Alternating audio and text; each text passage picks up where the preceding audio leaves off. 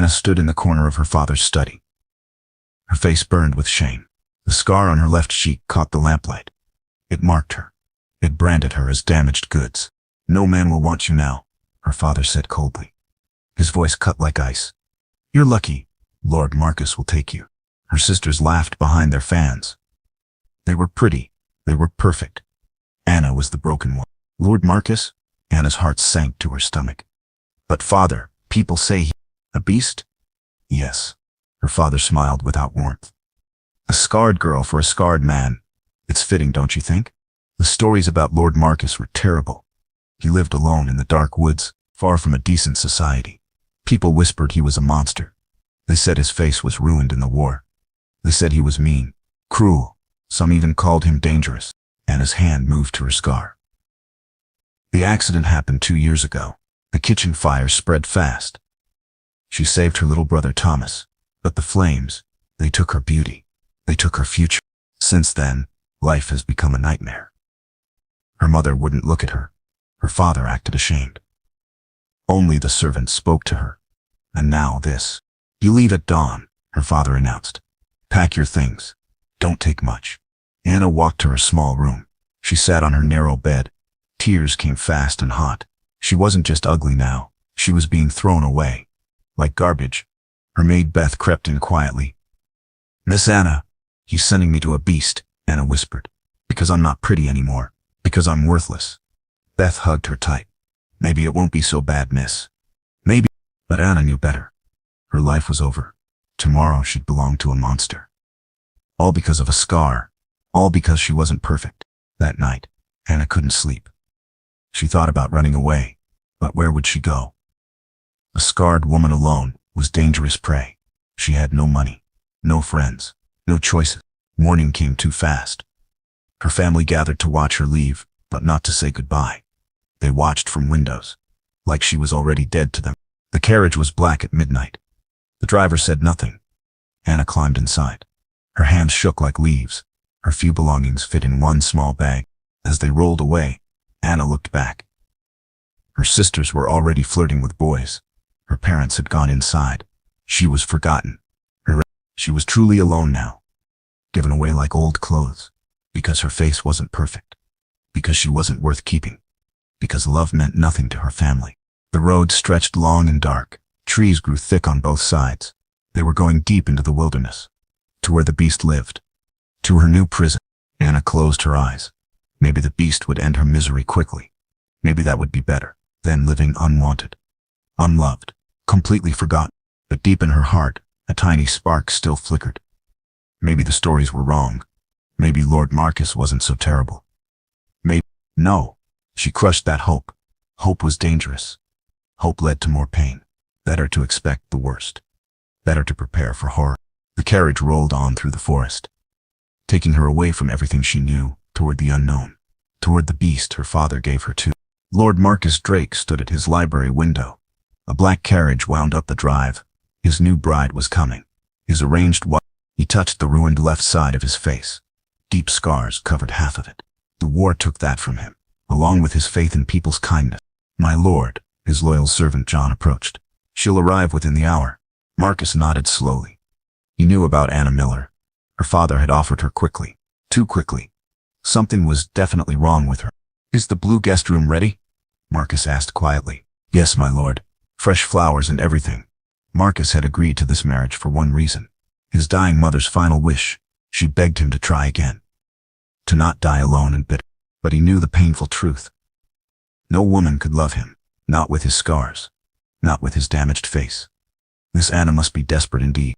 He heard the cruel stories people whispered. Marcus the monster. Marcus the beast. Children ran screaming when they saw him. Women looked away in horror. 5 years ago, he was handsome. A decorated war hero. Women had fought for his attention. Then came that terrible battle. The exploding cannon. The burning metal. Now he hid here, in his mother's estate.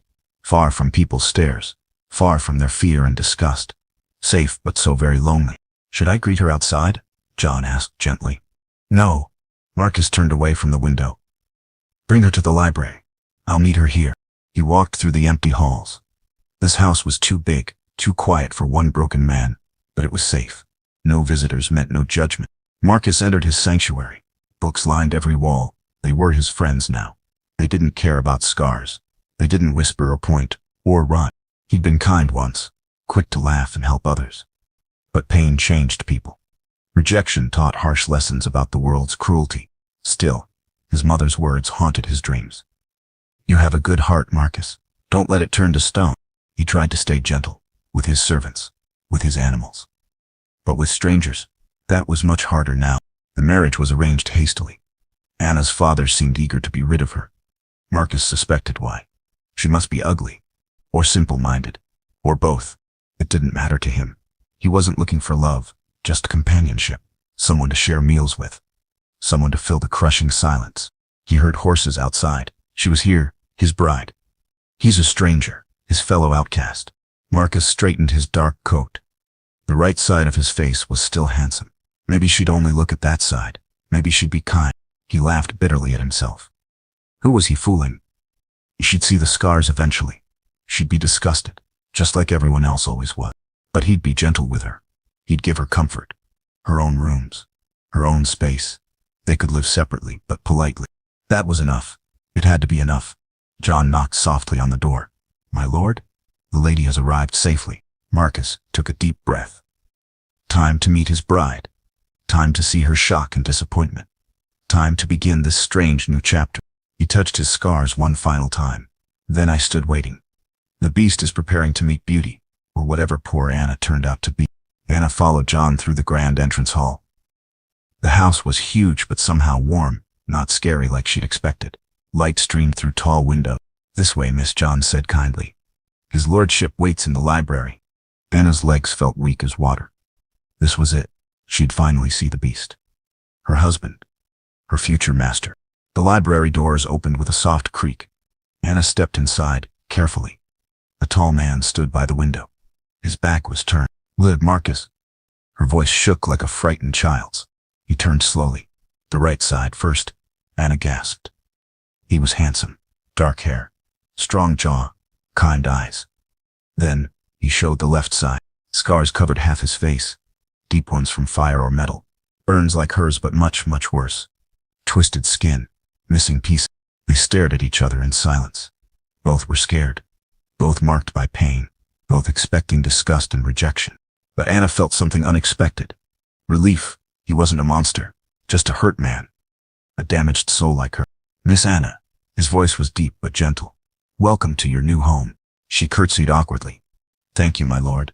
He stepped closer, then stopped. His eyes found her scar. Anna braced for cruel words, for disappointment and anger. Instead, he said quietly, You must be tired from traveling. John will show you to your rooms. That was all? No insults? No harsh judgment? Anna was completely confused. We'll dine at 7, Marcus added softly. If you wish to join me. I'd like that very much, Anna said. She meant every word. Marcus looked genuinely surprised. Good. Until then, please rest. Explore if you want. This is your home now. John led her up a grand staircase. The halls were clean and bright. Paintings of flowers hung everywhere. Nothing dark or frightening at all. Here we are, miss. John opened an elegant door. Anna gasped out loud. The room was beautiful. Soft, blue walls, white furniture carved with roses. Fresh flowers filled every corner. This is all mine. Yes, miss. His lordship prepared it specially for you. Anna touched the quilted bed. Real silk pillows. Clean white sheets.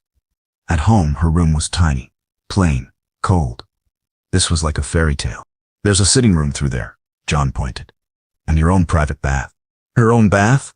Anna could hardly believe it. Lord Marcus, is he always so kind? Yes, miss.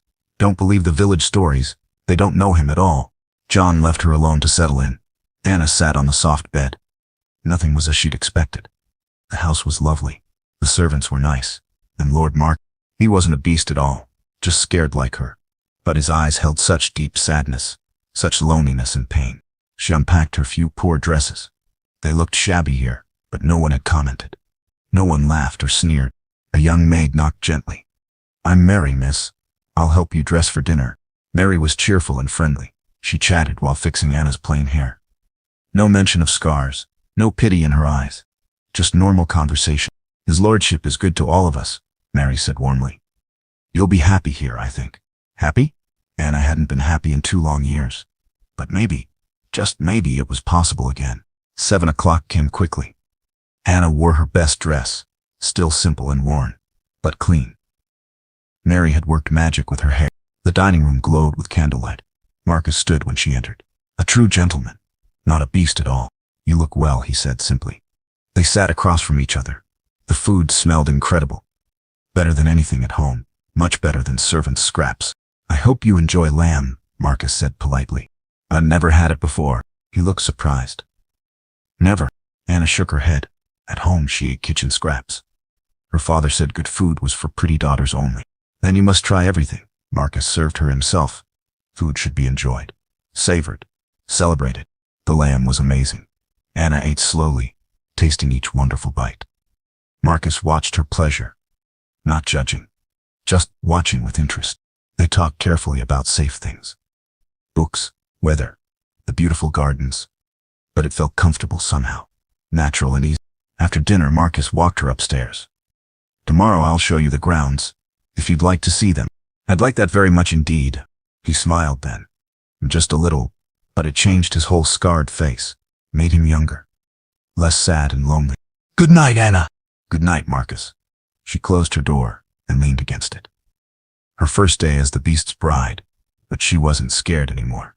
Not even a little. She was curious instead. Morning sunlight streamed through blue curtains.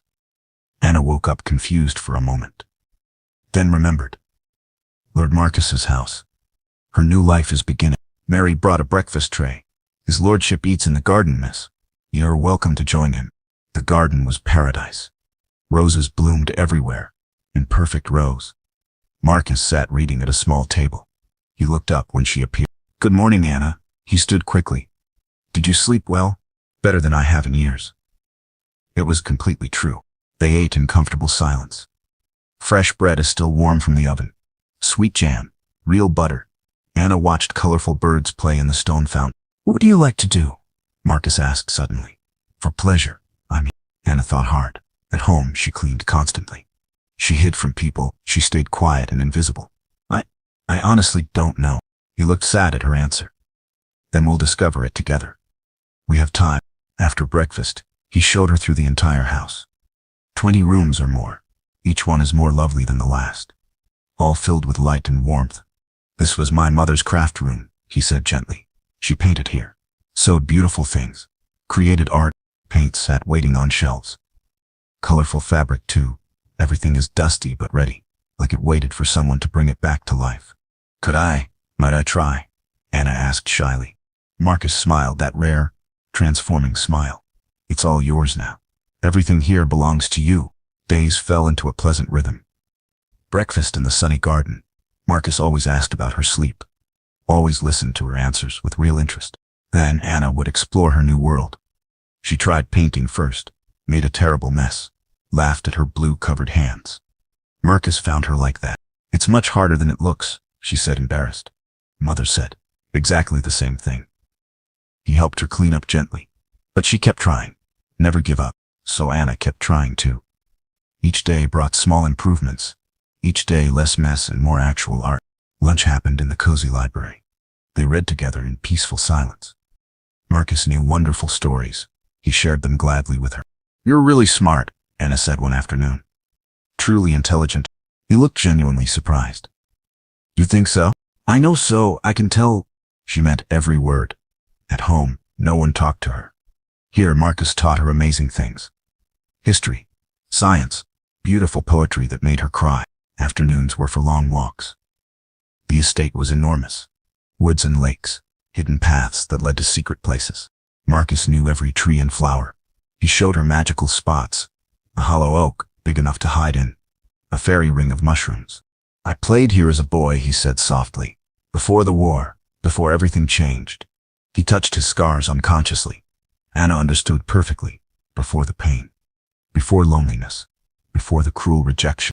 I always played alone too, she said quietly. Even before my accident. Even before this scar. They understood each other deeply. Two wounded souls, finding unexpected comfort in shared silence and gentle companionship. Cook began teaching Anna simple recipes. Bread first, then soup. Basic things she'd never been allowed to learn. His lordship loves apple tart, Cook confided. It was his dear mother's special recipe. Anna practiced that tart daily. Burned many attempts, but Cook stayed patient and encouraging, like everyone in this house. One evening, Anna brought Marcus a tart. Not perfect, but made with care. Her heart pounded as she set it down. His dark eyes went wide with surprise. "You made this yourself?" She nodded nervously, waiting for his reaction. He took a careful bite, closed his eyes. It tastes exactly like home, like love itself. That night, he ate the entire tart. Anna glowed with pure pride. She'd made him genuinely happy, actually happy for once. Evenings became precious time. Sometimes they played chess. Marcus taught her patiently, never mocked her silly mistakes or confusion. Sometimes they just sat together, reading quietly, being peacefully silent together. It wasn't lonely silence, just companionable and warm. The servants smiled more these days. The whole house felt different. It was like waking up after a long, cold sleep, coming back to life. "You're so good for him," John told Anna privately. "He actually laughs now. He never laughed before you came." Anna noticed it too. Marcus stood straighter now, spoke more freely. The terrible sadness was still there, but softer somehow. She was changing as well. No one called her ugly here. No one made her hide her face. She could just exist, just be herself. One rainy afternoon, they organized the dusty attic together, found his mother's old journals, her recipes and stories and dreams. "She would have adored you," Marcus said softly. "You have her gentle, caring way." Anna treasured those precious words. Someone would have liked her. Someone good and kind and loving. Someone who mattered. Weeks passed in this gentle rhythm. Simple daily routines, small joys shared between two healing hearts. Two scared people, learning to live again. Not as a beast and frightened prisoner. Not as ugly as a girl and a terrible monster. Just like Marcus and Anna. Two lonely souls finding unexpected peace. The house wasn't scary at all. The beast wasn't cruel. And Anna, she definitely wasn't worthless anymore. She was finally home. Anna's hands moved with confidence now. The bread dough felt perfect under her fingers, smooth and elastic, ready for the hot oven. "Excellent work, dear," Cook praised warmly. "You're a complete natural at this." 4 months had passed like a dream. Anna could cook anything now. Roast that melted in your mouth, pies with flaky golden crusts, even fancy decorated cakes. But cooking wasn't her only new skill. Mary taught her real sewing, not just mending torn things like at home. "This stitch creates tiny roses," Mary showed her carefully. "See how pretty, but strong too." Anna practiced every single day. Her fingers learned quickly. Soon she embroidered beautiful pillows, delicate handkerchiefs, things that made people smile. Marcus noticed every single thing she made. "You created this." He held up a cushion. Bluebirds flying across white silk. "Do you truly like it?" "It's absolutely perfect." He placed it carefully on his favorite chair. Mother would be so impressed and proud. The garden became Anna's kingdom too. Old Tom, the gardener, taught her about plants, which ones healed sickness, which ones could hurt you. "This little plant is feverfew," he explained patiently. "Good for terrible headaches, and this one helps deep cuts heal faster." Anna wrote everything down in a special book, draw detailed pictures. She made her own guide to healing plants and their uses. One day, the young servant cut his hand badly. Deep gash, blood everywhere. Anna didn't even think. She just acted on instinct.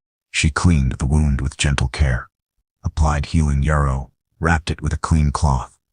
Her hands stayed perfectly steady and sure. "Thank you so much, miss," the servant said gratefully. "It feels so much better already."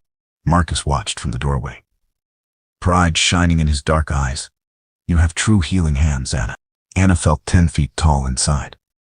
She had real skills now, actually useful abilities, things that helped people and mattered. The library became her favorite classroom. Marcus taught her Latin phrases, ancient history, even basic mathematics makes sense. "You learn faster than I ever did," he said with amazement.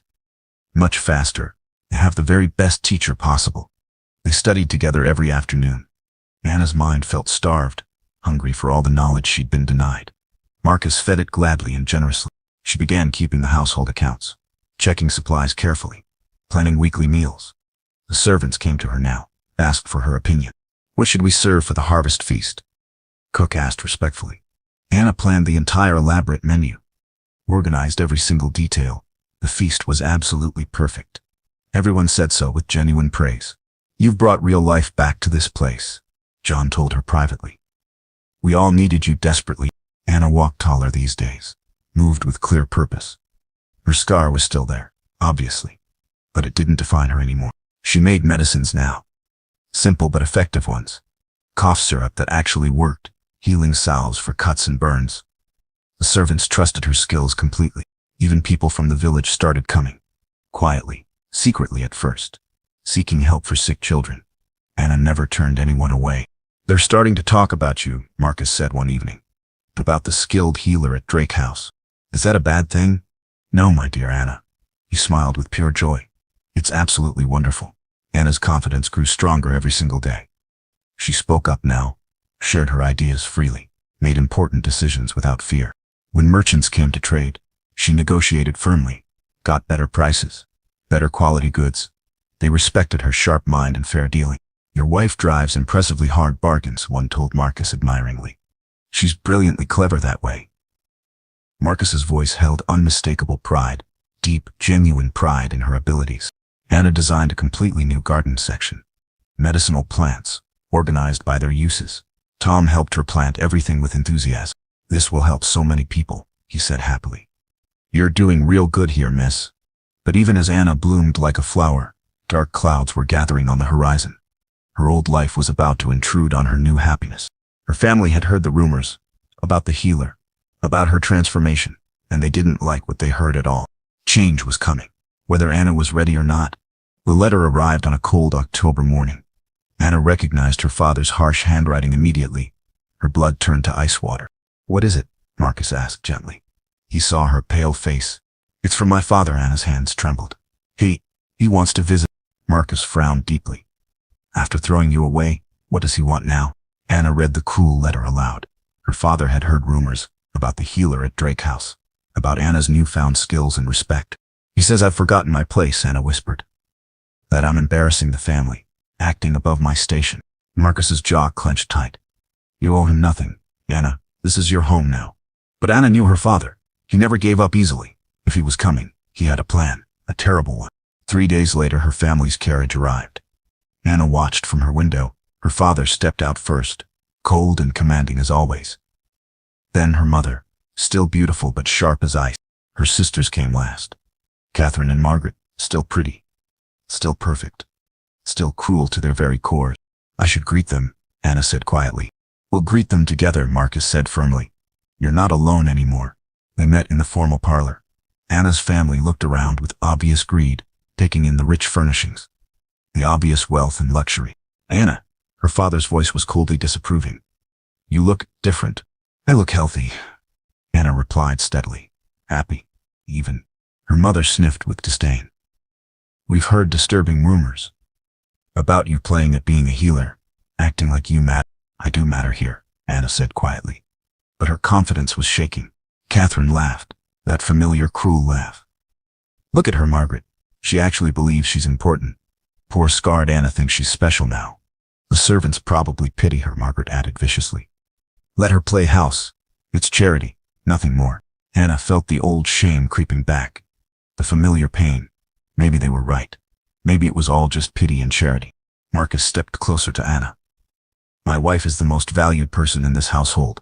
She's earned respect through her skills and kindness. Wife? Her father's eyes glittered dangerously. How interesting, because I have other plans for Anna now.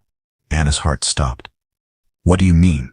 Lord Blackwood has expressed interest, her father announced coldly. He's willing to overlook your defects for the right price. Anna gasped. Lord Blackwood was ancient, cruel, and disgusting. He'd already buried 2 wives under suspicious circumstances. Nana is married to me, Marcus said firmly, legally and completely. Her father smiled like a snake.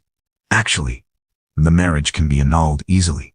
Anna never consented freely. She was coerced by threats and fear. That's not true, Anna protested. But her voice sounded weak. Isn't it? Catherine asked sweetly. Poor scared Anna, forced to marry a monster to avoid a worse fate. They were twisting everything, making her happiness seem fake, making her love seem like desperate gratitude. Lord Blackwood offers good money, her mother added. More than enough to overlook Anna's obvious flaws.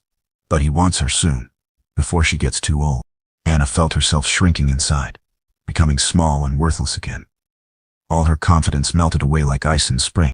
Think about it, carefully, her father warned Marcus. Keep a scarred, damaged woman, or let her fulfill her true purpose. Marriage to someone who'll pay well for her. After they left, Anna sat in stunned silence. All her joy felt hollow now. Was Marcus just being kind? Were the servants just pitying her? Don't listen to them, Marcus said desperately. They're wrong about everything. You know they are.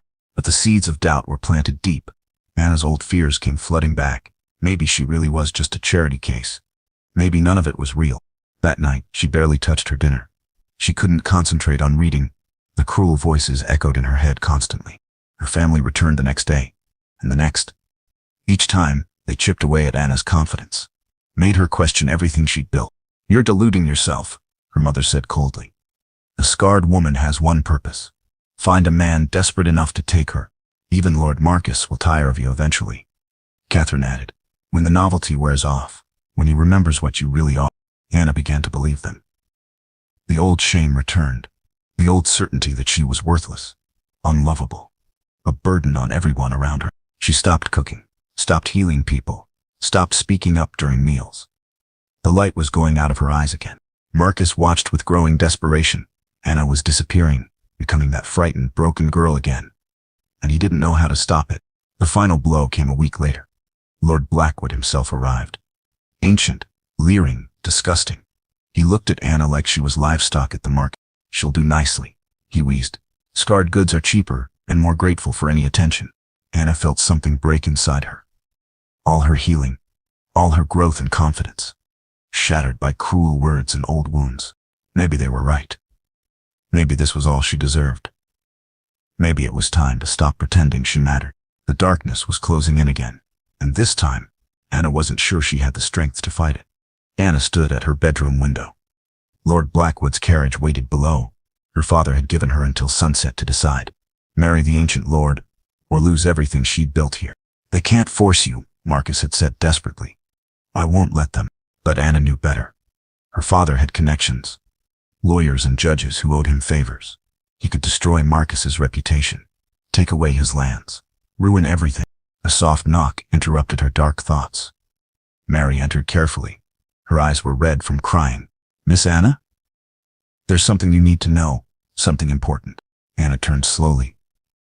What is it, Mary? That's about why you're really here, Mary said quietly. The real reason Lord Marcus agreed to marry you. Anna's heart clenched tight. Here it was, the truth she'd been dreading. He'd married her for money, or land, or some other practical reason. Tell me, Anna whispered. I need to hear it. Mary sat beside her on the bed. His lordship's mother, Lady Catherine, she was dying of consumption, wasting away slowly and painfully. Anna listened with growing dread, waiting for the blow. She made him promise something before she died. Mary continued. She made him swear he'd find a woman who needed healing, someone broken by the world's cruelty. What? Anna was confused. I don't understand. Lady Catherine was scared too, Mary explained gently. Not on her face, but in her heart. She was born a bastard, you see, cast aside by her own family for being impure. Anna's breath caught. She'd never heard this story. She met his lordship's father when she was working as a servant, Mary said, cleaning floors and emptying chamber pots. Everyone said she wasn't good enough for a lord, but he married her anyway. He did. And she never forgot how it felt to be judged worthless, to be thrown away by people who should love you. Mary wiped her eyes. On her deathbed, she made Lord Marcus promise. Find a woman the world has rejected. Show her she has value. Help her heal and grow strong. Anna stared in shock. So he chose me because his mother saw herself in your situation, Mary said softly. She knew you'd been cast aside. She knew you needed someone to believe in you. But that means, Anna's mind raced. That means it wasn't real. He married me out of duty, out of obligation to his mother. No, Mary grabbed her hands urgently. You don't understand. Lady Catherine didn't tell him to pretend to care. She told him to truly see you, to find the beauty others missed. Anna shook her head. The old doubts came flooding back. He was just following orders, being kind because he promised. Miss Anna, please listen, Mary begged. I've served this family for 15 years. I know the difference between duty and love. Love? Anna laughed bitterly. You feel sorry for me, just like everyone else. But Mary wasn't finished. When you got sick last month, that fever you had, his lordship sat by your bedside for 3 days straight. Wouldn't eat, wouldn't sleep, just held your hand and prayed. Anna remembered being sick, but she'd been unconscious, delirious with fever and completely unaware. Cook had to force broth down his throat, Mary continued. He was making himself sick with worry. That's not duty, miss. That's love. But Anna started to protest. And when you smile at him across the breakfast table, Mary pressed on. Have you seen his face? How it lights up, like sunrise after the longest night? Anna had noticed. But she'd assumed. When you bring him those apple tarts, Mary said gently. He saves every crumb, says they taste like happiness itself. That's not pity talking. The truth began to dawn slowly. Maybe, just maybe, Marcus's feelings were real. Maybe he truly cared for her as she was. But then her father's cruel words echoed back. You're deluding yourself. A scarred woman has one purpose. Even if he cares now, Anna said desperately. Eventually he'll see what I really am. Eventually he'll tire of me. Mary stood up firmly. Miss Anna, what you really are is the woman who brought life back to this house. Who healed not just people's bodies, but their hearts too. Anna looked out the window again. Sun was setting. Soon her father would return for her answer. I don't know what to believe anymore, she whispered. Everything feels so confused. Then believe this, Mary said strongly. Tomorrow morning, when Lord Marcus thinks you might be gone, watch his face. See his pain. Then tell me it's not real love. Mary left her alone with those words. Anna sat in the growing darkness. Her heart was torn between hope and fear. Outside, Lord Blackwood's carriage creaked ominously, waiting to carry her back to a world where scars made you worthless, where love was just a cruel illusion. But inside this house, inside these walls where she'd learned to cook and heal and matter, was that love real too? Tomorrow would bring the answer. One way or another, Anna would have to choose what to believe about herself, and that choice would change everything. The great hall filled with tension as both families gathered. Lord Blackwood sat in the center, ancient and leering. Anna's father paced like a predator. Marcus stood silent. His face was a mask of controlled fury. Time's up, her father announced coldly. Anna must decide now. Marry Lord Blackwood or face the consequences. Anna entered slowly. Every eye turned to watch her. She wore her simplest dress. Her hair hung loose around her scarred face. Well? Her mother demanded sharply. Stop wasting everyone's time. Anna looked at Lord Blackwood. His yellow teeth showed in a cruel smile. His wrinkled hands reached toward her possessively. Come here, girl, he wheezed. Let me see my purchase. Something deep inside Anna began to stir. Not fear this time, but anger. Pure, clean anger at years of cruelty. I'm not your purchase, she said quietly. What? Blackwood's smile faltered. Speak up, girl, I said. Anna's voice grew stronger. I am not your purchase. I am not anyone's purchase. Her father stepped forward menacingly. Anna, you will do as you're told. You have no choice in this matter. Don't I? Anna stood straighter. Let me tell you what I've learned. What I've discovered about myself these past months. Catherine laughed mockingly. Oh, please, spare us your delusions. I've learned that I can heal people, Anna continued firmly. Really heal them, not just their cuts and fevers, but their hope too. Servant's gratitude, her mother sniffed.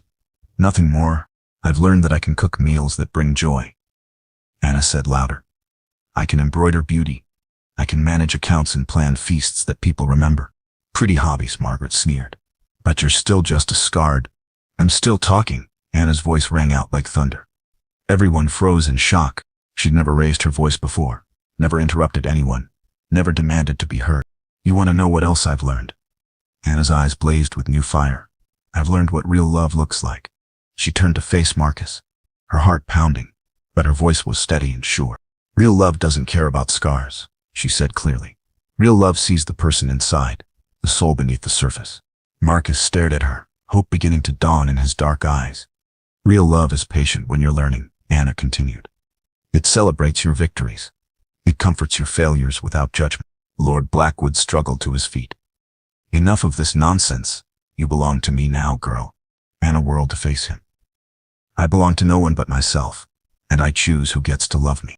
Choose? Her father's voice dripped with venom. You think you have choices? You're damaged goods? Take what you can get. You're right about one thing, father, Anna said with deadly calm. I am damaged. But not in the way you think. She walked closer to her family, facing them without flinching. I was damaged by your cruelty, she said clearly. By your constant reminders that I was worthless. By your eagerness to throw me away. Anna, her mother warned. The scar on my face, Anna touched it gently. This came from saving Thomas, from risking my life for someone I loved. It's a mark of courage, of sacrifice. Catherine and Margaret exchanged uncertain looks. This wasn't the broken Anna they remembered, but the scars you gave me, Anna continued. The ones inside, those came from being told I was ugly, worthless, unlovable. You were those things, her father snarled, and you always will be. No, Anna's voice rang with absolute certainty. I was those things when I lived in your house, when I believed your lies about my worth. She turned to Marcus again, her love shining clear in her eyes. But someone showed me different, she said softly. Someone saw value where you saw flaws. Someone saw beauty where you saw damage. Marcus stepped toward her. Anna, someone loved me enough to be patient, she continued, to teach me skills, to celebrate my growth, to believe in me when I couldn't believe in myself. Lord Blackwood raised his cane angrily. This is madness. You were promised to me. I was sold to you, Anna corrected firmly. Like livestock. But I am not livestock. I am a human being with value and dignity. Value? Her father laughed harshly. You have no value. You're a scarred spinster with nothing to offer. I have everything to offer, Anna said proudly. I have skills and knowledge. I have healing hands and a caring heart. I have love to give and wisdom to share. She faced them all with blazing confidence. And most importantly, I have the power to choose my own life. You have no power here, Blackwood snarled. Your father has already accepted my gold. Then return it, Anna said simply. 'Cause I choose Marcus. I choose this house where I'm valued. I choose a life where my worth isn't measured by my appearance. She walked to Marcus and took his hand firmly. I choose love over fear, growth over hiding, healing over remaining broken. Her family stared in shock. This confident, powerful woman, where had their broken Anna gone? You can't do this, her mother said weakly. Society won't accept it. Society already accepts me, Anna replied calmly. The villagers who seek my healing, the servants who respect my skills, the merchants who value my intelligence. She squeezed Marcus's hand tight, and the man who loves me completely, scars and all. Marcus lifted their joined hands and kissed her fingers gently. More than completely, perfectly. This isn't over, her father threatened. I'll find ways to force this. No, you won't, Anna said with quiet strength. Because I'm not afraid of you anymore, and fear was the only power you ever had over me. She looked at each family member in turn. You're welcome to visit respectfully, but you will never again treat me as less than I am. And what are you? Catherine asked mockingly. Anna smiled with radiant joy. I am the Lady of Drake House. I am a healer and teacher. I am a woman who chose love over cruelty. She turned to face them all, one final time. Most importantly, I am enough. Exactly as I am. And for the first time in her life, Anna truly believed it. 6 months later, Anna woke to sunshine streaming through her windows. But these weren't the blue guest room windows anymore. These were the windows of the master bedroom, the room she now shared with Marcus. The transformation was complete, not just of Anna, but of the entire estate. What had once been a lonely fortress was now a thriving center of healing and hope. Good morning, my love, Marcus whispered against her ear. His scarred face pressed close to hers. No shame or hiding anymore, just pure contentment. Good morning, husband, Anna replied softly. The word still filled her with wonder. Husband. Not master. Not the owner. No, partner. They'd married properly 3 months ago. A real wedding this time, with Anna's full consent and joy. The village church had overflowed with people, all the lives she'd touched wanting to celebrate with her. The morning patients will arrive soon, Marcus reminded her gently. Mrs. Peterson's arthritis, young Jamie's persistent cough. Anna smiled and stretched. Let me dress quickly. I have a new salve to try from Mrs. Peterson, made with willow bark. Her healing practice had grown beyond anything she'd imagined. People traveled from neighboring villages now, seeking the gentlewoman with skilled hands and a patient heart. But more than that, Anna had begun training other women, teaching them basic healing arts, showing them they could have value beyond their appearance or marriage prospects. Sarah arrives this afternoon, Marcus said with pride. For her first lesson in herb preparation, Sarah was the baker's daughter, plain-faced and shy, convinced she was worthless. Anna saw herself in the girl and was determined to help her find her own strength. They dressed together comfortably, no embarrassment about scars anymore, just two people who'd learned that love sees beneath the surface. Downstairs, the house buzzed with warm activity. Cook hummed while preparing breakfast. Mary arranged fresh flowers everywhere. John polished silver with genuine cheer. Everything's ready for the afternoon lessons, Mary reported happily. 6 women coming today, more interested every week. Anna's teaching had become legendary, not just healing arts, but reading and writing for those who'd been denied education, basic mathematics for managing households. Skills that gave women independence and confidence. The magistrate's wife wants to enroll too, Cook added with amusement. Imagine that, a fine lady wanting to learn from our Anna. Anna blushed, but felt proud. She'd become someone people looked up to. Someone who made a real difference in the world. Marcus squeezed her hand. Mother would be so proud. You've become everything she hoped for, and more. Anna had visited Lady Catherine's grave often, bringing flowers, sharing news of her growth and learning. She felt connected to the woman who'd seen her potential, who'd have known she could become more than her scars. The first patients arrived after breakfast. Mrs. Peterson limped in, but her face lit up when she saw Anna. My dear girl, the elderly woman said warmly. These old hands feel so much better. Your treatments are miraculous. Not miraculous, Anna knew. Just careful observation, patient experimentation, reading every book about healing she could find, building knowledge through practice and dedication. Young Jamie bounced in next. His cough is nearly gone now.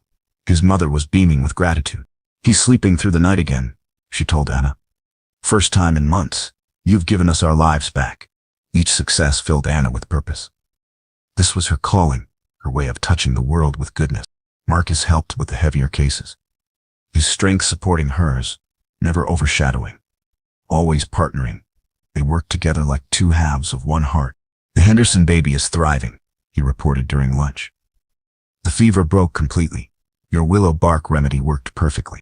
Anna felt tears of joy. Another life saved, another family whole again. The afternoon teaching session filled the great hall with excited chatter.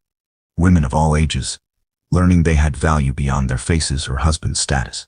Mix the comfrey with just a drop of honey, Anna demonstrated patiently. Too much will make it too sweet. Too little won't bind properly. She watched Sarah's careful fingers. The girl was naturally gifted, already showing real talent for the healing arts. You're doing beautifully, Anna encouraged. Better than I did at first. Much better. Sarah glowed with pride. Anna remembered that feeling. The first time someone believed in her abilities. Evening brought Marcus and Anna together in their private sitting room. He read aloud while she worked on embroidery. A scene of perfect domestic content. Listen to this, Marcus said with delight. He held up a letter. It's from the Royal College of Physicians. They want to document your healing methods. Anna nearly dropped her needlework. The Royal College? They want to study what I do. They've heard about your success rates, Marcus explained proudly. Your innovations with herbal combinations. They want to learn from you. Anna felt dizzy with amazement. A year ago, she'd been worthless, thrown away by her own family. Now the most prestigious medical institution wanted to learn from her. I'll write back tomorrow, she said softly. Tell them I'm honored and willing to share everything I've learned. Marcus set down the letter and took her hands. Do you know how extraordinary you are? Anna looked into his beloved face, scarred but beautiful to her. I know I'm loved, completely and truly loved, and that makes me feel extraordinary. You were extraordinary before I loved you, Marcus said firmly. I just helped you see what was already there. They sat in comfortable silence, two damaged souls who'd found healing, not just for their scars but for their hearts. Outside, snow began to fall gently. Inside, the fire crackled warmly. Anna leaned against Marcus's shoulder. Safe, valued, home. Her father had never returned after that confrontation. Lord Blackwood had slithered away, seeking easier prey elsewhere. Her sisters occasionally sent stiff, formal letters, but Anna felt only pity for them now. They were still trapped in their old world, where worth came only from appearance, where women competed instead of supporting each other. Anna had found something better. A world where scars told stories of courage, where love saw beauty in unexpected places, where every person had value, waiting to be discovered and nurtured. What are you thinking about? Marcus asked softly. Anna smiled and touched her scar gently. I'm thinking about how grateful I am for this mark that led me to you. And I'm grateful, Marcus replied, for the beast they thought I was, because it brought me the most beautiful woman in the world, even with my scar. Especially with your scar, Marcus said firmly. It shows me you're brave enough to sacrifice for others, strong enough to survive cruelty. It tells me you understand that true beauty comes from the heart. Anna kissed him softly. Her scars pressed together, two broken pieces that had found their perfect match. Outside, the world continued its harsh judgments. Inside, love reigned supreme, and Anna finally understood the deepest truth. She hadn't been given to a beast at all. She'd been given the chance to discover the beauty within herself. That was the greatest gift of all. Maya sat alone by her window. Again, her three sisters laughed in the garden below. Their skin was pale like milk. Hers was dark like rich earth. No man will ever want you, her mother said. The words cut deep into Maya's heart. Every single day, the same cruel words. Every single day, the same. Maya was 23 years old. All her sisters had married well. But not her. Never her. Her skin was wrong. That's what everyone said. That's what she believed. The village had strict rules. Light skin meant beauty. Light skin meant worth. Dark skin meant shame. Maya learned this lesson young, too young. Her father barely looked at her anymore. When he did, his eyes were cold, disappointed, like she had failed him just by being born. Her mother dressed her in dull brown clothes. Gray clothes. Nothing bright, nothing beautiful. Don't draw attention to yourself, she would hiss. You're already difficult enough to marry off. But Maya was more than her skin. She was smart, so smart. She could read better than her sisters.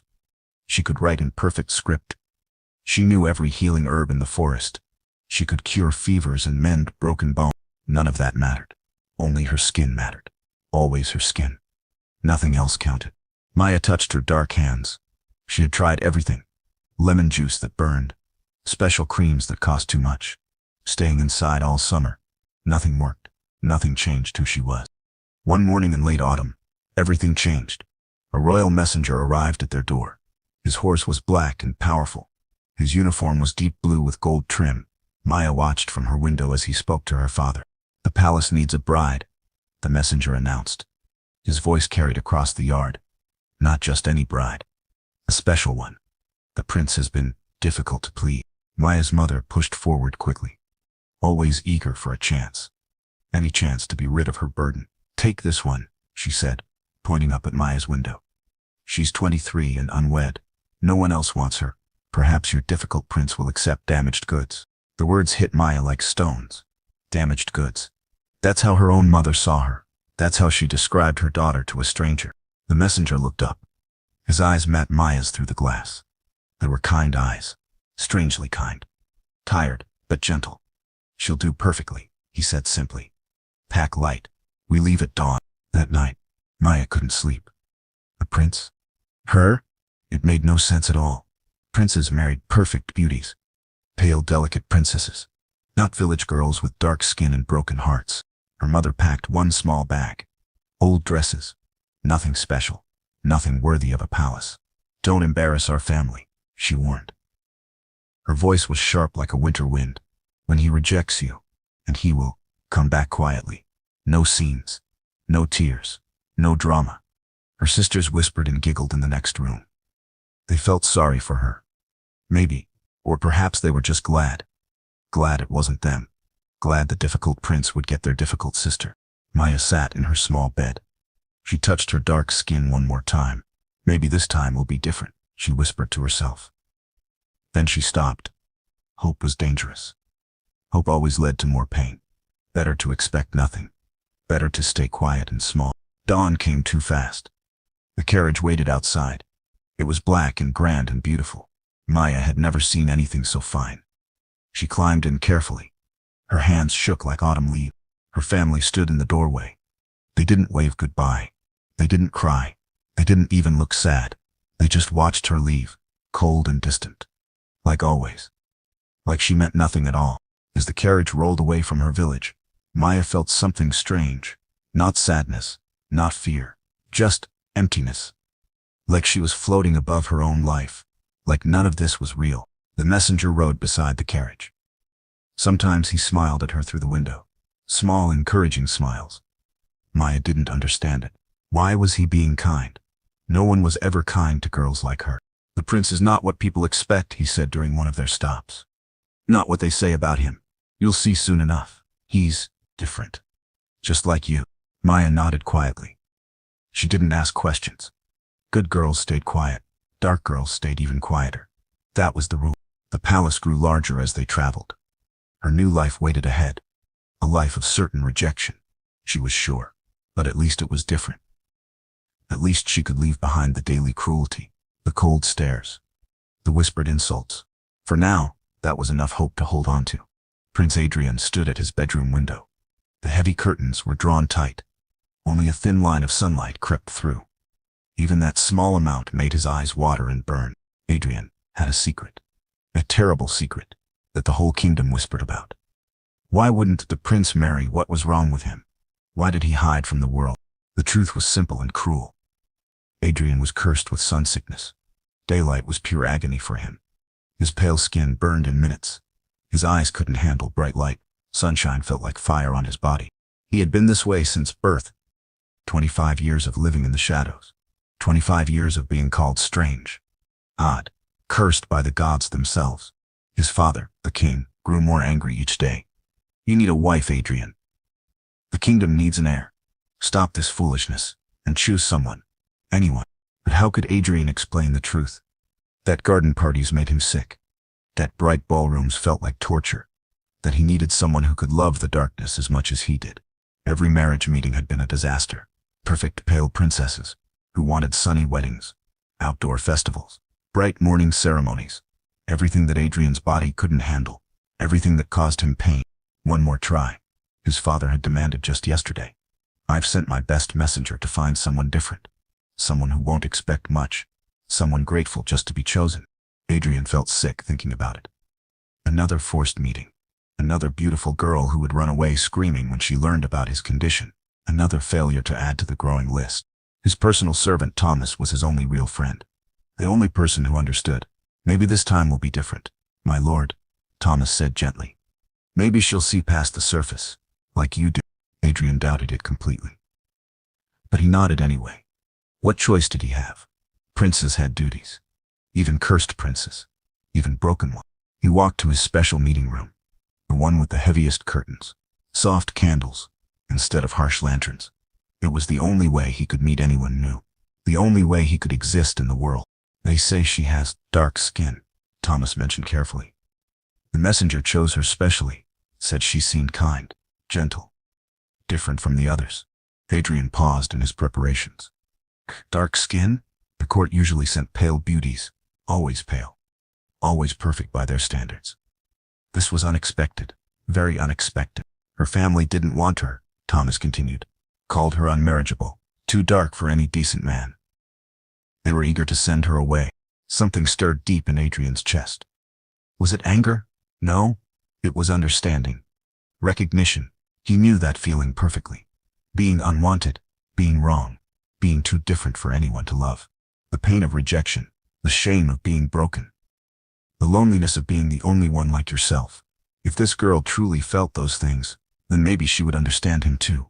When does she arrive? Adrian asked quietly. Tomorrow evening, my lord. At sunset, just as you requested. Sunset. Always sunset. For Adrian. When the cruel sun finally disappeared. When he could breathe normally again. When he could almost feel like a regular person. That night, Adrian couldn't focus on anything. He tried to read, tried to work on kingdom papers, but his mind kept wandering to tomorrow, to this mysterious dark-skinned girl who had been rejected by her own family. He touched his own pale skin. So pale it looked almost transparent in candlelight. Doctors had studied him for years. Healers had tried every cure they knew. Nothing worked. He was simply made for darkness. Born to live in shadow. What if she's different? He thought to himself. Then he stopped that dangerous thinking. Hope was foolish. Hope led to disappointment. She would probably take one look at his strange life and run away, just like all the others. But still, something felt different about this arrangement. A girl who knew real rejection, who understood being unwanted, who had been called unmarriageable. Maybe, just maybe, She would see him as more than just a cursed prince. Adrian looked up at the moon, through his window, his only faithful friend, the only light that didn't hurt his eyes. Tomorrow night, under that gentle glow, he would meet this Maya. Please be kind to her, he whispered to the darkness. To himself, to whatever gods might listen. Whatever happens between us, let me be kind to her. She deserves that much. It was all he could promise, all he could control. The rest would unfold, however. It was meant to unfold. But for the first time in years, Adrian felt a tiny spark of hope. Maya arrived just as the sun touched the horizon. Perfect timing, though she didn't know why. The palace looked softer in the golden twilight, less frightening than she had imagined. Almost welcome. Thomas greeted her at the main entrance. His smile was warm and genuine. Welcome, Lady Maya. The prince is waiting to meet you. Please, don't be alarmed by anything you see. Alarmed? By what? Maya followed him through long corridors. The halls were strangely dim for a palace. Soft candles flickered in wall holders. No bright torches. No harsh lantern light anywhere. Prince Adrian prefers it this way, Thomas explained when he saw her looking around. He has very sensitive eyes. The gentle light helps him feel comfortable. Maya felt something loosen in her chest. Darkness? She understood darkness better than anyone. She had lived in shadows her whole life, hiding her skin, hiding her shame, hiding her shame, hiding herself from a world that didn't want her. They stopped at heavy wooden doors. Beautiful carvings covered every inch. Thomas knocked softly. My lord? Lady Maya has arrived safely. Please, come in. The voice was deep and rich. Tired, yes, but not unkind, not cruel like the voices Maya knew so well. She stepped inside and nearly gasped. The room was the most beautiful place she had ever seen. Dark blue silk covered the walls. Soft cushions were everywhere. Gentle candlelight made everything glow like a dream. It felt like a peaceful cave, a safe haven from the harsh world outside. Then she saw him. Prince Adrian stood by the tall window. He was tall and lean with sharp, handsome features, but his skin was so pale it almost seemed to glow in the candlelight, like moonlight made human. Lady Maya. He turned toward her and bowed slightly. His movements were graceful, but careful. Thank you for making this long journey. Please, sit wherever you feel comfortable. Maya sat on a soft blue cushion, her dark hands folded in her lap against the pale fabric. They looked even darker than usual. She waited for his face to change, for disappointment to creep in, for the cruel words to begin. But Prince Adrian smiled. Instead, a real smile that reached his unusual light eyes. You have truly beautiful skin, he said softly. Like polished wood, like rich dark earth after spring rain. I hope you don't mind me saying so. Maya's breath caught in her throat. Beautiful? Her skin was beautiful. No one had ever, not once in her entire life. She didn't know what to say. Words seemed to stick in her throat. I must explain something important, Adrian continued. He moved closer, but slowly, like he was approaching a frightened bird. I'm not a normal prince. Sunlight causes me terrible pain. Bright lights burn my skin. And I live my whole life in shadows and darkness. Most people find it very disturbing. He waited, watching her face carefully. Maya could see fear in his pale eyes. The same kind of fear she knew by heart. Fear of rejection, of cruel laughter, of being called a freak. I understand shadows, Maya said quietly. Her voice was soft but steady. I've lived in them my whole life too. By choice sometimes, and by force most times. Adrian's eyes widened with surprise. He moved even closer.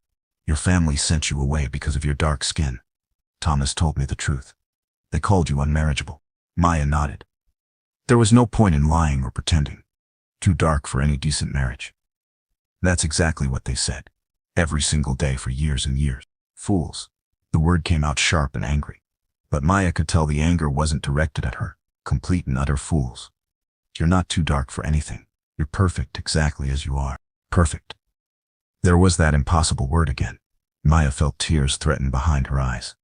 You don't really know me yet, she whispered. It might be difficult to live with. Too quiet, too stubborn, too different. I truly hope you are all those things, Adrian said with another smile. Because I'm difficult too. I sleep during the day and work at night. I eat dinner at midnight. I can't attend sunny garden parties or bright royal celebrations. Most people consider me completely impossible to please. They sat in comfortable silence for a moment. Two outcasts study each other carefully. Two people who had been deemed wrong by the world, finding each other in the gentle shadow. Would you consider staying here?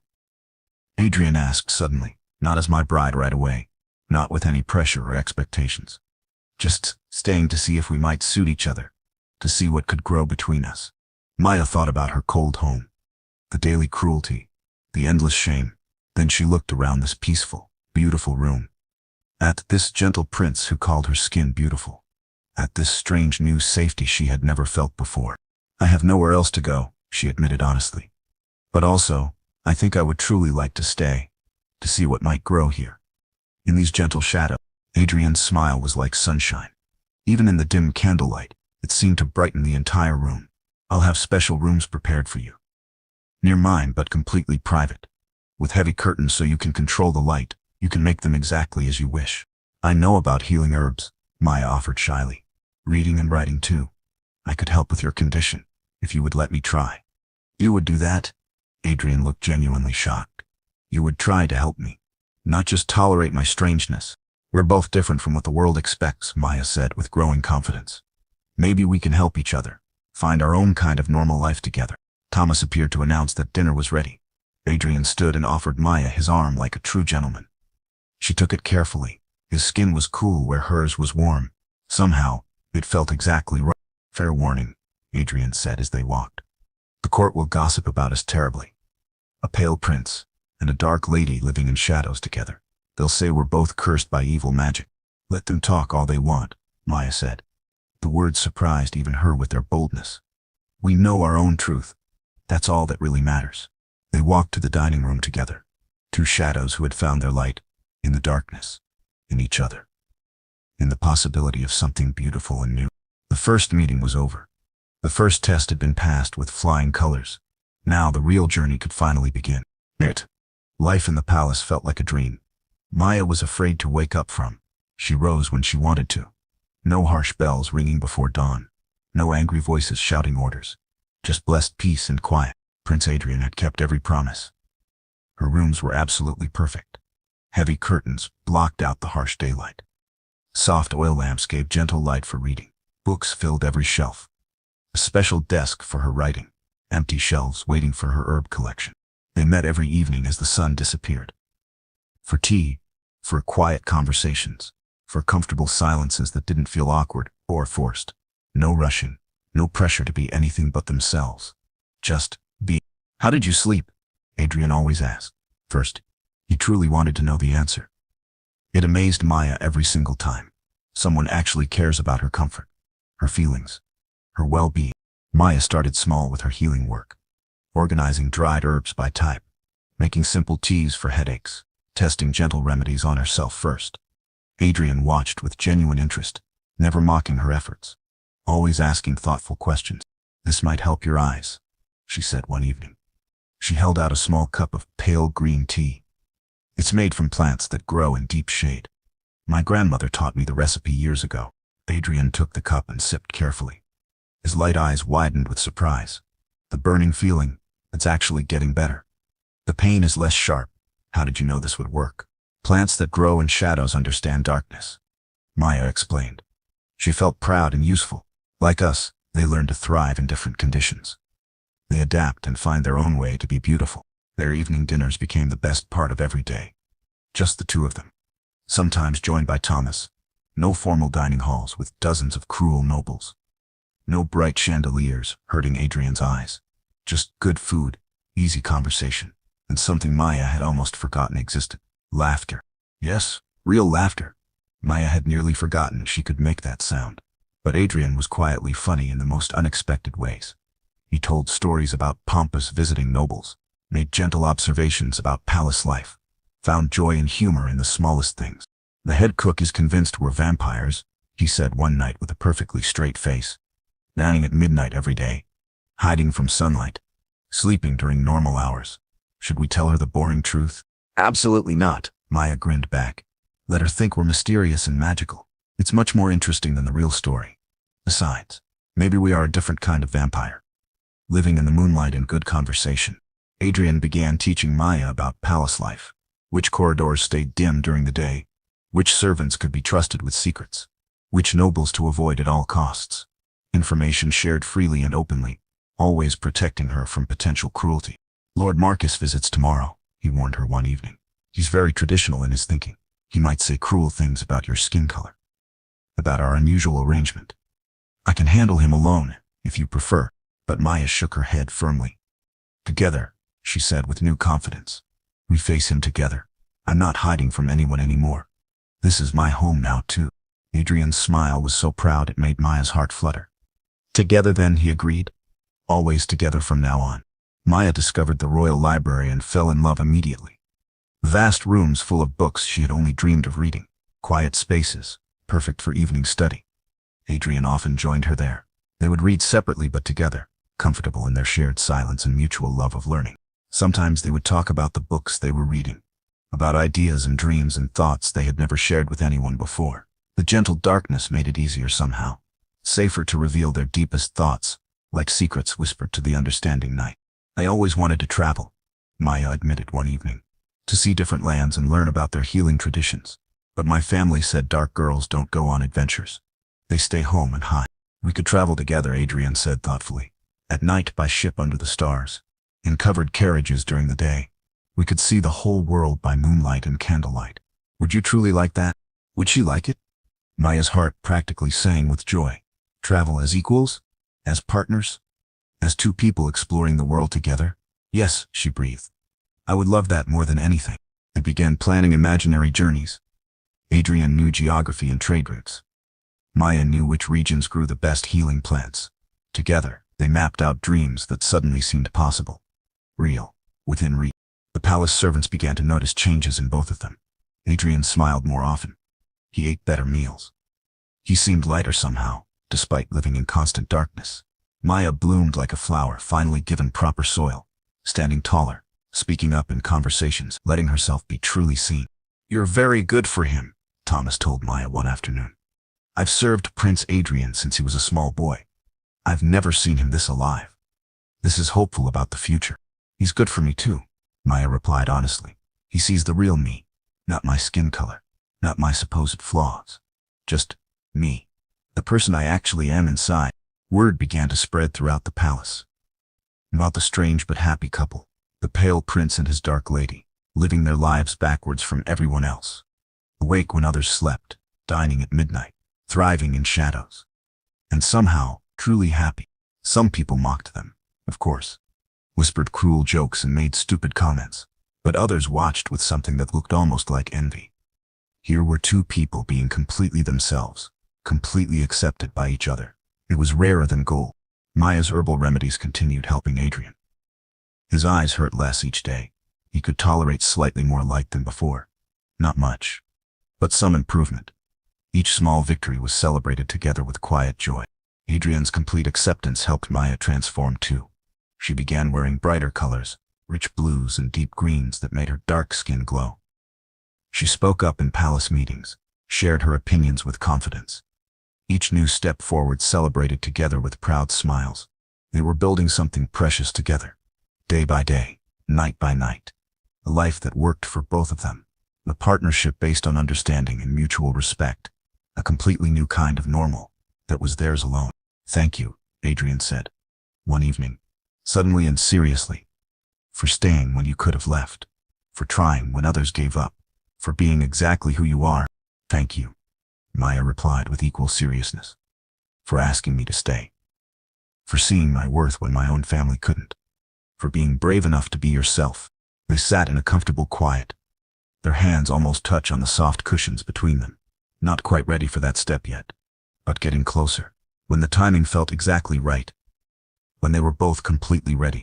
For now, this gentle life was enough. This growing bond of trust and affection. This daily proof that being different could also mean being perfect. Being beautiful. Being exactly right for each other. Being home. Maya's herb garden became the talk of the entire palace. Adrian had ordered a special courtyard covered with thick cloth, protected from harsh sunlight, but open to gentle rain and moonlight. Perfect for the shade plants that Maya understood so well. Try this new mixture, Maya said one evening. She held out a small bottle filled with pale liquid. I added moonflower essence. It only blooms in complete darkness. Just like us. Adrian trusted her completely, Now, each remedy she created helped him more than the last. His constant headaches became rare events. His pale skin grew stronger and less sensitive. Small victories, yes, but deeply meaningful ones. For both of them, Maya taught Adrian the names of every plant, their healing uses, the old stories and legends behind each one. He absorbed everything she shared, asking thoughtful questions and taking careful notes, learning her world as she learned his. You could help so many people with these remedies, he said one day. There must be others suffering from sun sickness like mine, hidden away in shame, afraid to seek help. You could change their lives. Maya had never thought beyond the palace walls. The idea scared her but excited her too. Would that be allowed? The prince's friend, selling healing remedies to common people. My wife could do anything she wanted, Adrian said quietly. The word hung in the air between them, like a gentle promise. When you're ready, of course. If you want that future, no pressure at all, but the possibility exists. Wife.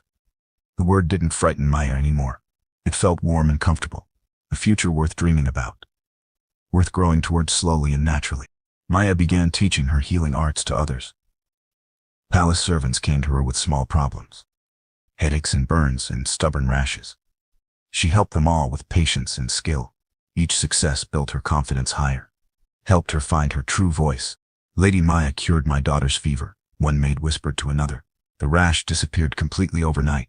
She has good magic. Healing magic from the old ways.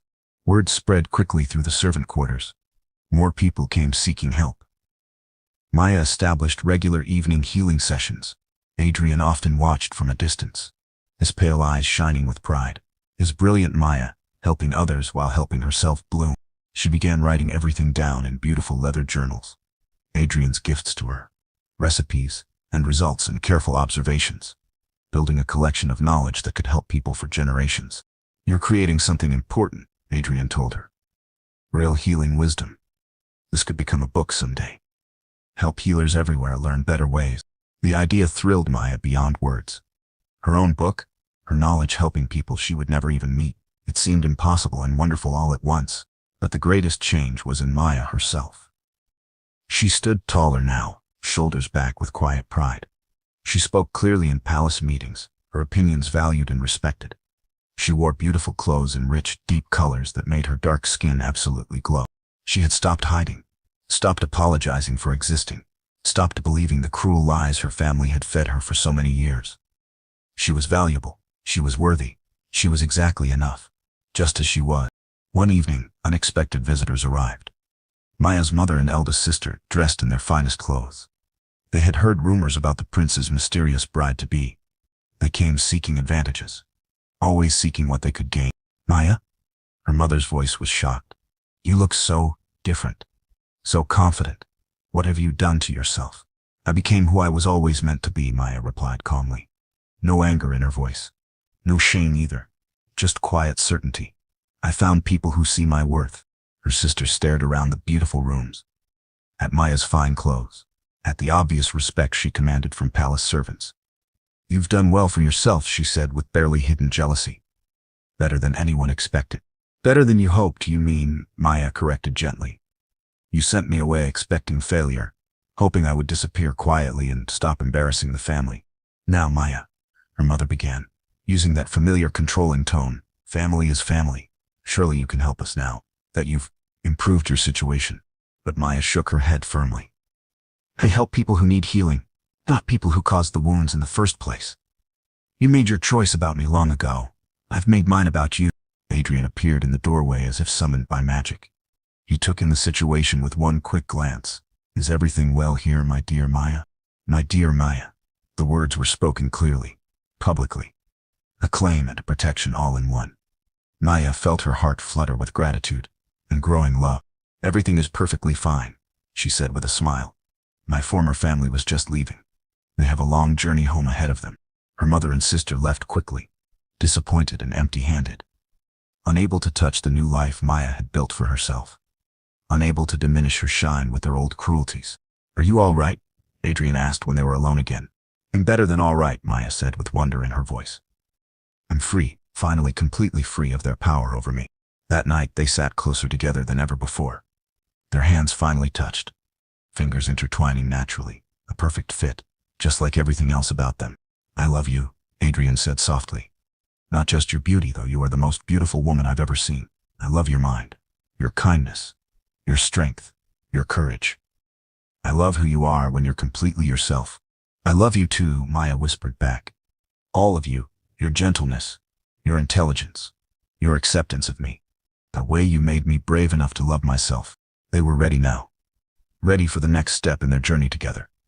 Ready to build a future that belonged entirely to them. Ready to prove that perfect love comes in many forms. Sometimes it grows best in shadows. Sometimes it blooms most beautifully in the darkness. Sometimes two broken people can heal each other completely. Sometimes different is exactly right. 3 months into their courtship, trouble arrived at the palace gates. Lord Marcus came with papers from the king. Official documents that could change everything Maya and Adrian had built together. The kingdom grows impatient, Lord Marcus announced loudly. His voice echoed through the throne room. Prince Adrian must marry properly. Soon, or face consequences. Maya stood beside Adrian as they faced the pompous lord together. Her dark skin seemed to glow with inner strength. Her spine was straight with newfound confidence. She was no longer the frightened girl who had arrived in autumn. I am courting Lady Maya, Adrian said calmly, with the intention of marriage when we both feel ready. How is this not proper? Lord Marcus snorted with obvious disgust. A dark-skinned commoner.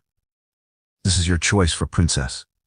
The kingdom expects better, much better than this. The insult hung in the air like poison. Maya felt the old shame try to creep back in. The familiar voice whispering that she wasn't good enough, would never be good enough. But then Adrian stepped forward. His pale eyes blazed with protective fury. Lady Maya is worth 10 of any princess you might suggest. She heals the sick. She brings wisdom and kindness to everyone she meets. She has made me a better man and will make this kingdom better too. Pretty words, Lord Marcus sneered. But the people will never accept her. Look at her. She's too dark, too foreign, too different. Queens should be beautiful and pale and perfect. I am beautiful, Maya said suddenly. Her voice rang clear and strong. I am intelligent and skilled, and worthy of respect. If the people cannot see that, then they need better eyes. Not a different princess. Lord Marcus turned red with anger. You forget your place, girl. You are nothing but a charity case. A reject no decent man wanted. You should be grateful for any attention at all. The old Maya would have crumbled, would have believed those cruel words. But this Maya, this new strong Maya, stood even taller. You're right about one thing, she said with a slight smile. No decent man from my village wanted me. Fortunately, I found something much better. I found an extraordinary man, who sees real worth, who values character over skin color, who chooses love over tradition. Adrian took her hand publicly. Right there in front of Lord Marcus and all the watching servants. Lady Maya speaks the truth. I choose her freely, gladly, proudly. She will be my wife and your future queen. The king will never approve this madness, Lord Marcus threatened. He has already selected proper candidates, pale princesses from allied kingdoms. This arrangement ends now. Then I choose Maya over the crown, Adrian said without hesitation. Love over duty, happiness over tradition. I will gladly give up my inheritance to keep her. Maya's heart nearly stopped. He would give up everything. For her? Adrian. No. You can't sacrifice your future for me. You are my future, he said simply. Without you, the crown means nothing. The kingdom means nothing. I mean nothing. Lord Marcus stormed out in fury. But his threats felt empty now. Maya and Adrian had found something stronger than royal approval. Stronger than social expectations. They had found each other. That evening brought more challenges. A group of visiting nobles had heard the gossip. They came to see the Dark Princess for themselves, to judge and mock and tear down. But Maya was ready for them now. She wore her finest dress, deep blue silk that made her skin glow like polished bronze. Her head was high. Her smile was confident. She looked every inch a future queen. So you're the famous Maya, Lady Catherine said with fake sweetness. How exotic. I'm sure you must feel very grateful for Prince Adrian's charity. I feel grateful for his love, Maya replied smoothly. Just as he feels grateful for mine. It's wonderful when two people can give each other such gifts. The nobles exchanged glances. This wasn't the cowering girl they expected to find. This woman had presence, dignity, strength they couldn't easily break. But surely you understand, Lord William pressed, that royal marriages are about more than personal feelings. They're about bloodlines. Alliances. Proper breeding. Then it's fortunate I bring valuable skills to this alliance, Maya said calmly. Healing knowledge that could benefit the entire kingdom. Intelligence that can help solve problems. Compassion that can bridge divides between different peoples. She gestured to the herb garden visible through the window. I've already begun helping palace servants with my remedies. Word is spreading to nearby villages. People are coming here for healing they can't find anywhere else. Herb mixing is hardly a royal skill, Lady Catherine laughed cruelly. Tell that to Prince Adrian, Maya replied with a meaningful look.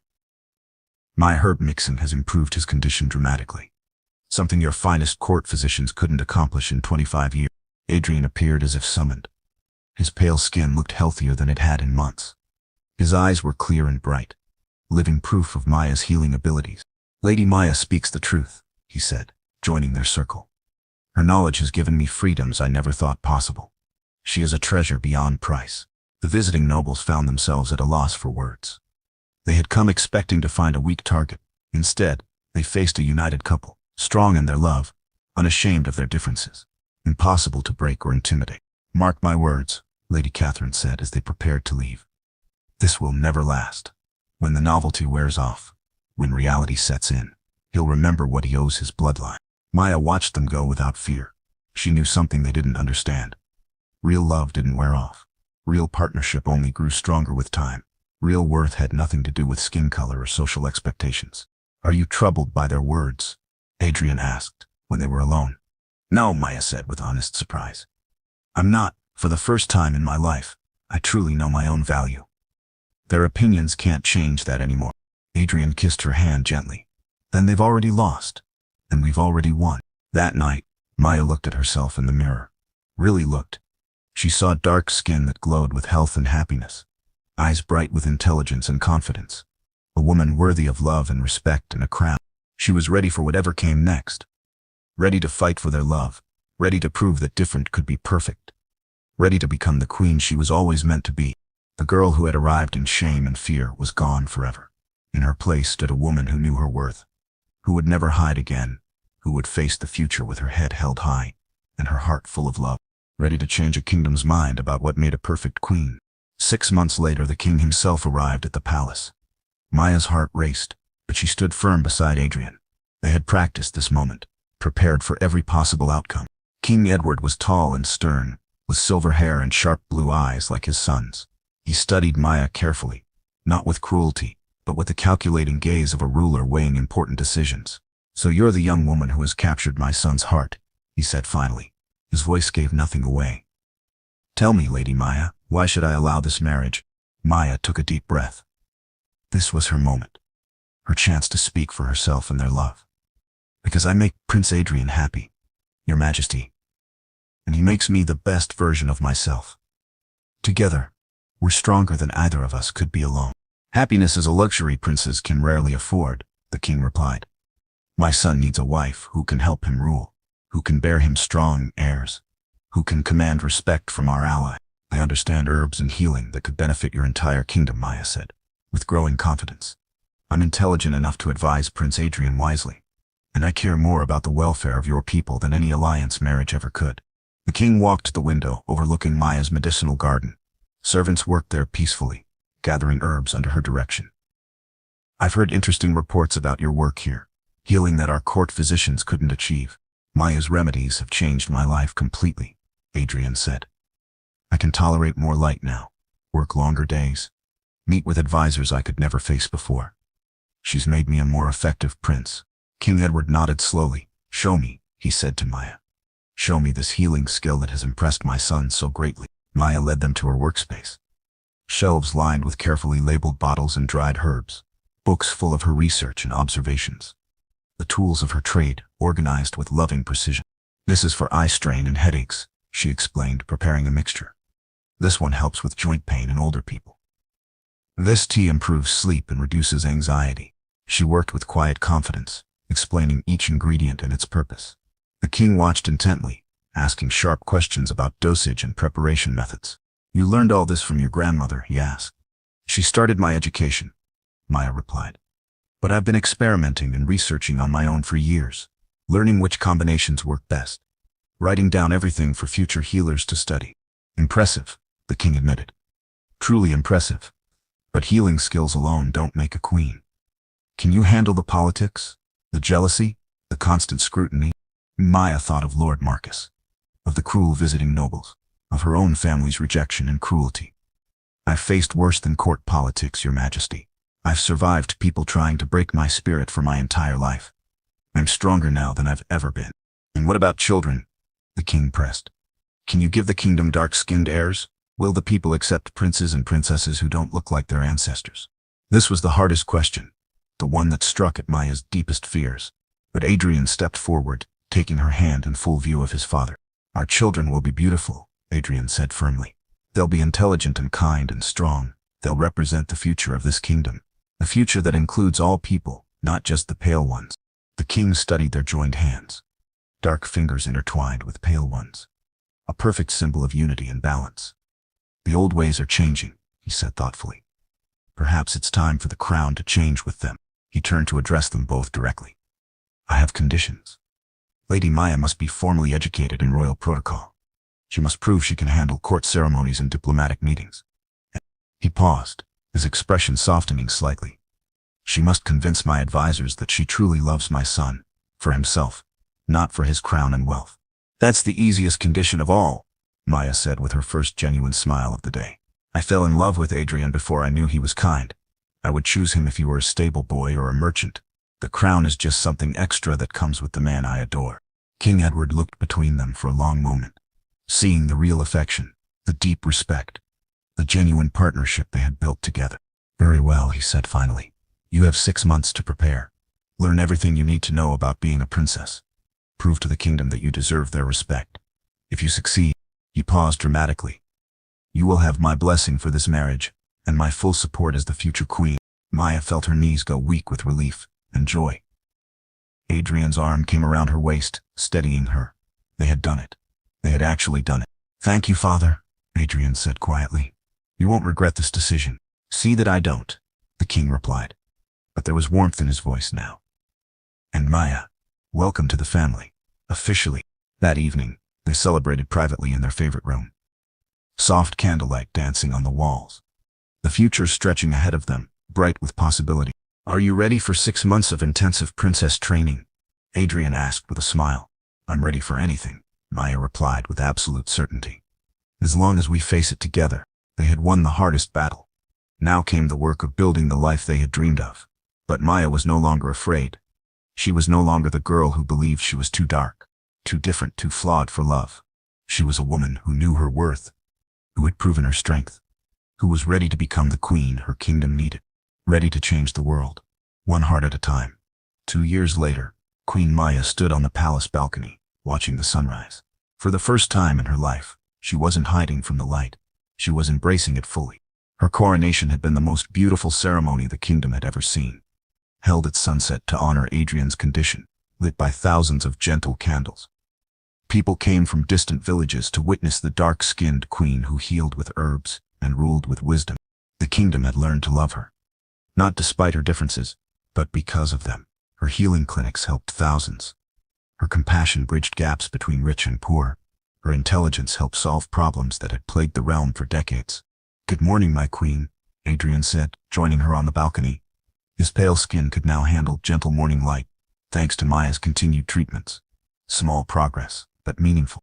Good morning, my king, she replied with a smile that could outshine the sun itself. They had both grown into their roles naturally, leading together, complementing each other perfectly. A messenger approached with the morning reports. Villages requesting Maya's healers. Trade agreements written in her careful script. Problems solved through her diplomatic wisdom. She had become everything a queen should be. Your former family requests an audience, the messenger mentioned carefully. They've come seeking reconciliation. Maya and Adrian exchanged a look. Her mother and sisters had tried many times over the years. Always wanting something. Always hoping to benefit from Maya's position. Tell them I'm busy helping people who actually need help, Maya said calmly. My time is too valuable to waste on those who threw it away. She felt no anger anymore. No pain, just nothing. They had lost the right to hurt her when they lost the right to claim her. She had a real family now, people who loved her unconditionally. The council meeting starts soon, Adrian reminded her. The discussion about expanding the healing schools to neighboring kingdom. Maya's greatest achievement. Training centers where people learned her methods, spreading healing knowledge far beyond the palace walls. Her grandmother's wisdom now helped people she would never meet. "I'm ready," Maya said with confidence. She always was now, ready for anything their kingdom needed, ready to be the queen she was born to become. As they walked inside together, Maya caught her reflection in a polished mirror, dark skin, glowing with health and happiness, eyes bright with purpose and love, a crown that fit perfectly on her head, and in her heart, she was exactly where she belonged, exactly who she was meant to be. Proof that sometimes the most broken beginnings lead to the most beautiful endings. The girl who was called too dark had become a queen who brought light to everyone she touched. The prince who lived in shadows had found his perfect partner in darkness and light alike. Their love story was complete, but their reign was just beginning. Together they would rule with wisdom gained through suffering, with compassion born from rejection, with strength forged in the shadows and proven in the brightest light.